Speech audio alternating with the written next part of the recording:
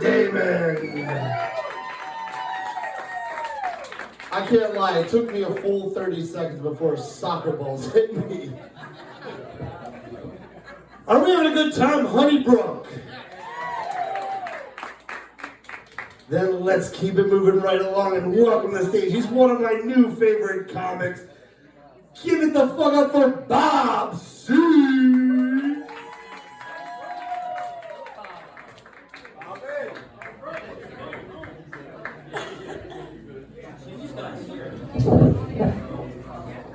Ladies, you should be up here. This is USDA Prime Cut. These guys up here.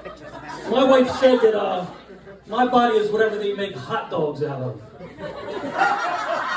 Maybe scrapple. Maybe scrapple. But Honeybrook, I've never been here before to do a show. It's cool. The crowd seems pretty cool. But I just kept saying Honeybrook all week. I just kept saying Honeybrook, Honeybrook. Because I felt like it would start to sound dirty, like sexy dirty a little bit. I mean, because we know. I mean, you got Paradise. That doesn't sound too dirty, but it depends where your face is. We got Intercourse up the street, right? A little dirtier. Up the street a little more. My favorite, Lamb Peter. Lamb Peter, that's one of my favorites. I like that one. Why did they fall short? Why didn't they just go all the way and just call it like horse cock? Like just like really go for it. You know, just go for it. Fuck it. But you know, every year some poor schmuck's got to take his 14-year-old freshman daughter to Lamb Peter High School for an Instagram pic. Like, you know, like your friends around the country are like, what the fuck is going on there? But you know, it does. And I'm not making fun of this area. Don't get me wrong. I'm from Delaware. We have. You can look this up. We have Assa-Woman Bay. It's one word. A-S-S-A woman. Assa-Woman Bay leads into Assa-Woman Canal and leads into, this was a genius name, Little Assa-Woman Bay. Now, if they would have put any thought into this, we all know that canal should have been called Taint a Woman. Like that would have been, instead of Assa-Woman. So I'm not making fun of your area, but it does beg the question. I mean, it does beg the question, like, who was naming this shit? I mean, I have a theory. I think it was 12-year-old boys. I think it was 12-year-old boys was naming it. Like in the old days, you came into town on your horse and, where's the mayor? You're like, he's over after school. Oh, the mayor's a teacher? No, he's in 4th grade. Yeah, I think that's what happened. That's my theory. So, I don't know, man. But when I was watching some football this week, it was kind of cool with the holidays, a lot of football. And I was watching some football, and this one day I might have been a little high. Because I didn't know, I'm an old dude. I didn't know what 50 milligrams meant when you ate something. I should have known 50 of anything is a lot, but it was a lot. And by myself. And my wife ran out, so I'm watching football, and I bet you guys have done it. When you're watching the game and they call out like a stat on the guy, and they go, that was a great tackle by the 6-foot-tall, 190-pound Andrew Johnson from Mississippi State. I sat up and I go, what did they just say? 6-foot-tall, 190 pounds? That's me! I'm 6-foot-tall, 190 pounds. I bet you I could play football. I bet you I should get out there. Cheerleaders and Mercedes-Benz. I mean, it'd be a lot of fun. But you guys can tell I'm too old, right? I can't play football. But I think I can take a bronze in ladies swimming. Fuck those girls. You know what? I'm going to let her in softball. I was raised by a single mom. I didn't go to college. I'm going now. Getting a scholarship, full ride. Softball. You guys come out and see me. It's going to be fun. I think it's going to be a good time, man. But I guess we're all getting through the holidays. There's only one left. And I always felt New Year's Eve wasn't that stressful, but the other ones are. It's because I hate my family. I hate my family. I'm always the guy at the party that says the wrong thing. Like when everybody turns around, like, what the fuck do you think? It happens every time. So I kind of have it again, but so I'm at this Thanksgiving thing. There's 50 people at this party, 50 family members at this party. That's a lot. And my niece and nephew, they've been married 4 years. They're talking about we're going to adopt. We're going to adopt a child. Every one of those 50 people, every aunt, every uncle, every cousin, everybody goes, that's a great idea. that's a terrible idea. So I pulled my nephew outside and go, listen, don't do this. You won't do this. He goes, what are you talking about? She really wants to do this. I said, look, you've been married 4 years. Half these marriages end after 10, maybe 70%. I don't know. So you got to ask yourself this question. Be honest with yourself. Do you want to make child support payments on little Ping Chow for the rest of your fucking life? Jimmy, pick a fucking name. Doesn't matter. So, yes. But listen, I'm not against adoption. I'm not. My wife and I adopted last year a 17-year-old guy from Colombia. It's working. She looks, I mean, she's radiant. Her skin looks better. She's got rosy cheeks. I don't know what's going on, but my yard looks good. And fuck it, he's 17. If we get divorced, what? I gotta make child support payments, what, a couple months? I can do that. I can handle that kind of money, you know what I mean? But it is crazy. It's crazy when you get old. Like, I'm the oldest comic here. So it's crazy. I'm going through shit you guys aren't going through. Young people think you got stuff, but we got stuff. When you're old, you deal with the same people for years. I find a good car mechanic, he's my guy forever. Plumber, electrician, that's my guy. I called the plumber the other day. It's a true story. Called the plumber the other day. It's a landline in this town. His wife answers. I said, hey, it's Bob. Is Elmer there? She goes, oh, Bob, he died like 8 months ago. I was like, wow, do you know any plumbers?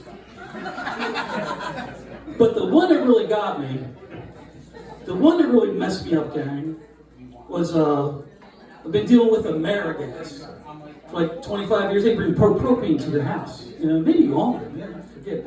And I used to call them, and you always got the ladies in the office. Like, they always got like, they were nice. You know, got like Betty, Rhonda. Oh, Mr. Bob, oh yeah, good to talk to you. Blah, blah, blah. Be right out. Honey and Sweetie and all this stuff. And I called the other day, and I got a man.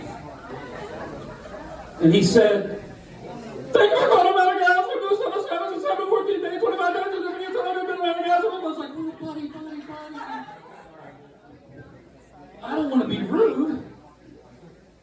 I don't understand you. Is there another guy? I need to get to my supervisor. Thank you for calling America. I'm going to work you days. Like, just click. I hung up.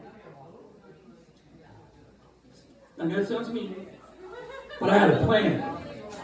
In my stupid head, I thought I'd wait 5 minutes, just 5 minutes, call back, and I'm going to get Betty or Rhonda. It doesn't work that way. I found out it doesn't work that way. Call back, same shit. Thank you for calling Betty. I'm like, God damn it. And this guy was going on, and you can almost tell, maybe we tell you the story. I was getting a little pissed, you know. Blood pressure's going up. I'm getting a little pissed. So he gets finished, and I said to him, I go, you done, pal? He goes, yeah. I go, okay. Can I say something? This is America, motherfucker. This is America. Speak Spanish. Necesito propano. I need propane, motherfucker. Come on, let's go. Now, the funnier part of that joke, you're going to have to do in your own head because I can't do it. What if I got an Indian dude that spoke Spanish? That's what he said. I can't do that. I don't know that. You know? But like I said, I'm from Delaware, gang. I got to take something funny. You know our president is home every weekend? This guy's home every weekend. Every weekend. I was going by his house the other day, near where he lives the other day. I'm from Wellington. Now, I don't live by the president. But the church I have to do my court-ordered service for is very near where he lives.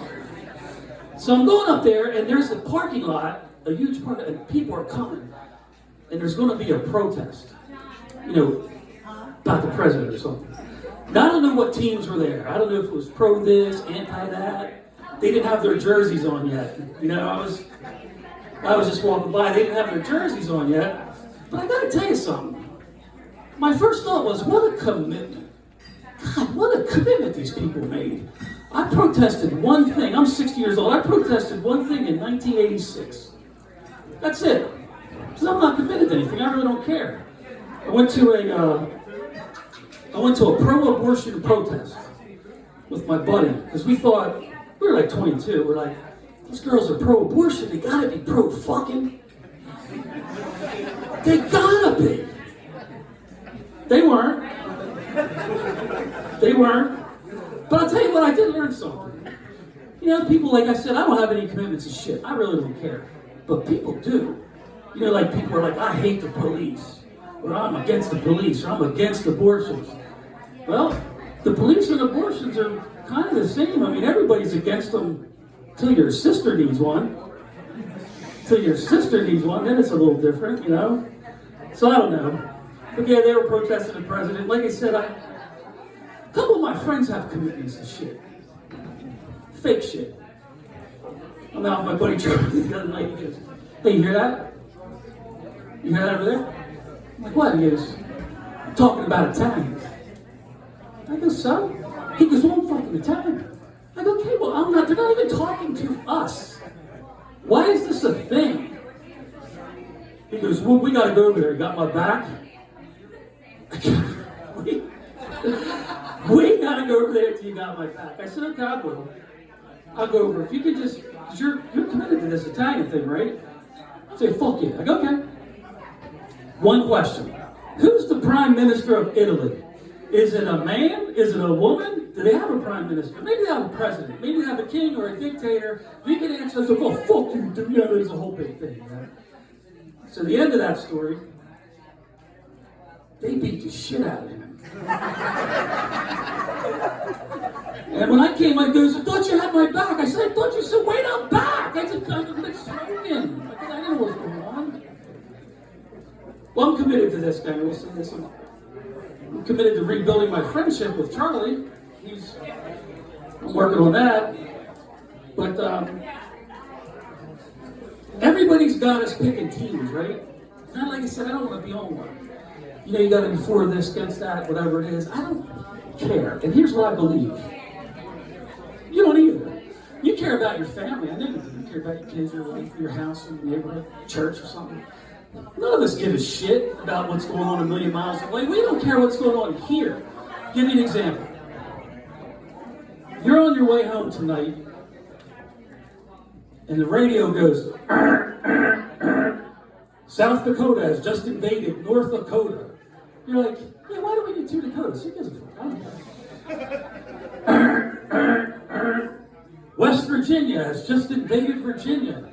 You're like, they'll figure it out. They're all related. I don't care. New Jersey has invaded Pennsylvania. You're like, oh shit, that's close to home. Hey man, you think Wawa's open tomorrow? You don't think New Jersey's gonna fuck up Dunkin' Donuts, do you? But I think that's about as far as we care. But I'll tell you this, don't fall for all the bullshit. I'm gonna leave you on this note, a positive note. I'm gonna leave you on this. America's great, and I can prove it to you. Because there's something that can happen here that can't happen in any other country in the world. Only, check me on this. If I'm wrong, check me on this. Only in America can a young black man pick up his Puerto Rican girlfriend in his Japanese car, take her to a nice Indian restaurant where we all know, wink wink, the head chef's Mexican, but take her to a nice Indian restaurant where the head chef is Mexican, get pulled over and fucked with by a fat cop that thinks he's Italian. Only in America. That's what I'm saying. America's great, man. You guys have been great. USDA up here, girls, you're in the back. I don't know what's going on. You've been great. Thanks, man.